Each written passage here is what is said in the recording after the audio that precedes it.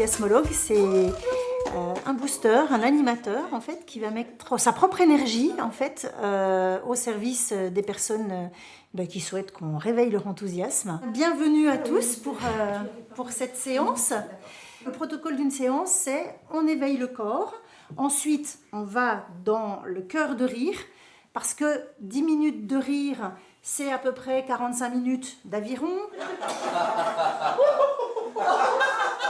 J'ai été comptable, plutôt axée sur la fiscalité pendant une trentaine d'années. J'étais formatrice, donc j'étais déjà dans la transmission, dans la pédagogie. J'étais une petite fille joyeuse, j'ai toujours beaucoup ri. Et puis, même si la société après nous l'autorise un petit peu moins, j'ai eu en fait besoin, moi, de me reconnecter à cette énergie-là dans une période de ma vie où, alors là, il n'y avait vraiment plus rien de drôle. Et sans rentrer dans les détails, ça a été pour moi une véritable thérapie. Dans Yoga du rire, il y a yoga. Pourquoi ? Parce qu'en fait, on alterne des exercices de rire et des exercices de respiration profonde pour harmoniser le corps et l'esprit.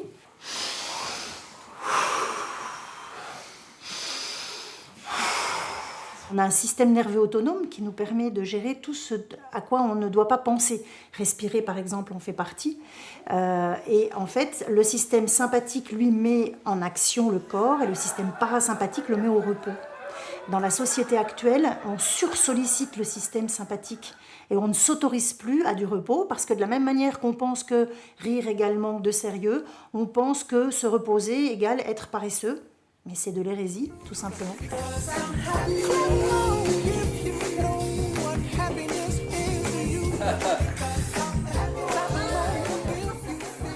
Vous êtes un gourou ? Ah, pas du tout. Je ne suis ni une extraterrestre, ni un bisounours. Je ne vis pas entourée que de personnes ultra positives non plus. Donc oui, évidemment, une enthousiasmologue, ça a des émotions comme tout le monde, qu'elles soient...